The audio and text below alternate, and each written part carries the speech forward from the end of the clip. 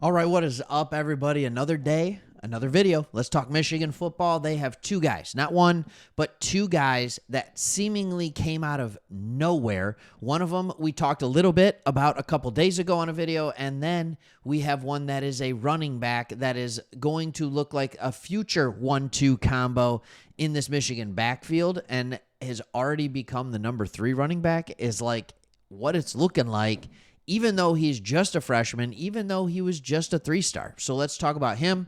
We're going to talk about our new starting offensive lineman that seemingly came out of nowhere. He's one of those stories that you hope for, but you also worry about. So we're going to talk about it. Who do you want to talk about first? And then, of course, we're going to end the video with one of our coaches taking a stab, taking a dig at Ohio State. And who doesn't love that? Who doesn't love making fun of Ohio State? Go Blue. Anyways, with all of that being said, let's just talk about freshman running back. And we're going to get into this just a little bit.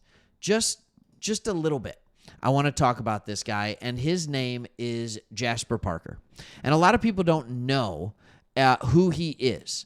And Isaiah Hole of Wolverines Wire did an article talking about how running back Jasper Parker is getting significant buzz in fall camp as a potential third-string option for Michigan. And when you hear how Tony Alford, the running back coach, is talking about him, it's not hard to see why. But before we get into what he said, I want you to know something. He's a 3-star recruit. All right? He's from Archbishop Shaw, who Michigan has had a lot of success with in the recruiting world. But we need to talk about who this guy is. On MGO blog, I love the way they put this in. No, their graphics aren't great. That's fine. Doesn't matter. All right? They are good at talking about football. This is his rankings. He was a 3-star when it came to, could you talk about a guy who has a further gap in rankings? At 247 and ESPN, he's the number 71 and number 48 running back in the country. He is not rated when it comes to 247, and he is just a 3-star number 290 overall when it comes to ESPN. But then when you move into On3 and Rivals, he is a 4-star, a top 10 running back in the country, and a top 10 player out of the state of Louisiana, and a top 200 consensus player in America. That is a big, big difference. And I was trying to figure out what some of it could be. And look, recruiting and rankings have gone completely different, all right? Completely different than they were 10 years ago. They try and fit with them the best that they can, but it's hard with all the high schools to get around and talk about these recruits consistently and stay up to task on what they're doing, all right? Here's one of those things. He is coming in as a third down back, but what we also talked about is that he went from being a guy that was in high school weighing 185 pounds, and he reported to fall camp at 6'1", 205. 6'1", 205. He's completely changed size, and a lot of those recruiting services can't keep up with that. They saw what it was and probably dinged him for the fact that he was a tall power back, but probably not big enough for big-time football. Well, he's put on the weight, and he's continued to have all the other things go well for him. All right, when you talk, in fact, this is what's interesting. When you hear Alford talking about him, I'll show you this quote. He said, yeah, Jasper's going to be a really outstanding player. I mean, extremely outstanding player, Alford said. He said he's big. That's the first thing he said about him. He's a big, strong, physical kid. He's got really good vision. I think one of the things, he's a little taller than most of those guys in that room, but he has the ability to kind of sink his hips into contact and plays behind his pads really well. He's elusive. He's got really, really good vision. And then when he talked about what he needed to improve, I won't read you the whole quote, but it was really simple. He just needed to improve his hand placement and his blocking. And then he went on to give him an excuse of like, yeah, but the dude's only been playing college football for 24 or 25 practices, like 24, 25 days. So, like, it's one of those things where you're just like, okay, all right, the running back coach loves him. I can like him too. All right, another player that we need to talk about is Brady Norton.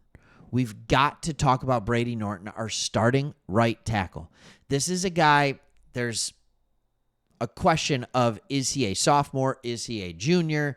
Like, there's a question of what it is. Look, to me, he started playing at Cal Poly. He redshirted in 2023, and he played in 2024 as a starter. And when he started, all right, and this is nuts to me, there's actual PFF stats on this. He had a blocking grade that was insane. And they said he only allowed like 3 sacks all year, 0 sacks all year with a 99.7 block rate. That's insane. All right. It was a pass first team, and we'll get into that. Then he comes into the spring game, and Sharon Moore is just like, yeah, this dude is going to be a tackle, and he's in the mix for being our starting right tackle. Then he played at right tackle against Derek Moore in the spring game, and he did not look good. So then he's still being talked about as a guy who's in the mix for a starting spot. They clearly see something. They clearly like him. They move him into right guard. And he ends up winning the job at right guard. But I don't want to act like this is a guy that has no skill.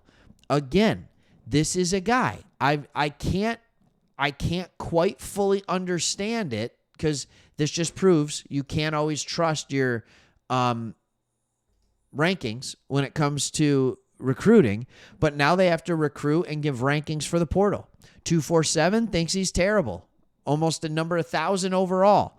Whereas On3 and Rivals have said, no, he's actually a top 150 or a top 75 player and a top 15 or top 10 tackle/interior offensive lineman.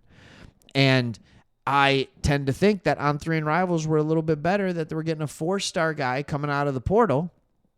All right, and that's what it is. I also love up here, cross out 6'3", 275, which is what he was playing at. Dude is 6'4", 315. He has all the size needed, but playing at that heavier weight, that's probably why he moved into a more guard position. All right, I'm excited about what this could be, because he is young. He was more of a raw prospect coming out of Cal Poly. Didn't have a ton of big offers, but Sharon Moore keeps talking about how much deeper the offensive line room is, how much more talented the offensive line room is. So I have to be inclined to start believing him, considering Sharon Moore, 1, doesn't lie about that kind of crap. 2, he's an offensive line coach by trade and an offensive lineman. So, like, when he sees good depth and good talent in the offensive line, there's good depth and there's good talent, and this guy rose to the top. All right, quickly, let's just talk real quick. A little dig at Ohio State, which is hilarious. Tony Alford, man, oh man, does he love it at Michigan. He talks about all the things that makes Michigan different, why they're better. He talks about how the players are actually the best recruiters and not the staff, because the players love it so much. All right, he talks about how the head coach is a real guy. He's absolutely different. When young people sit with him, they walk out like, yeah, that guy's a real one. And then he said the thing that you all love. When asked about the rivalry with Ohio State, Alford joked. He said, you wanted me to say something really bad about that other place? ? I'll say, yeah, we're better. It is hilarious. Like, and by the way, our running back room is better right now too. Thank you so much, Alford.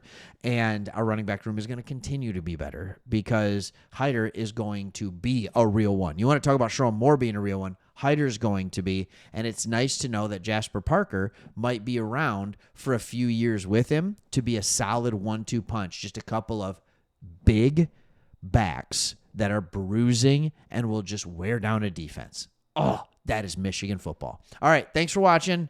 See you on the next one. Hit that subscribe button if you haven't already. Game day, 3 days. See ya.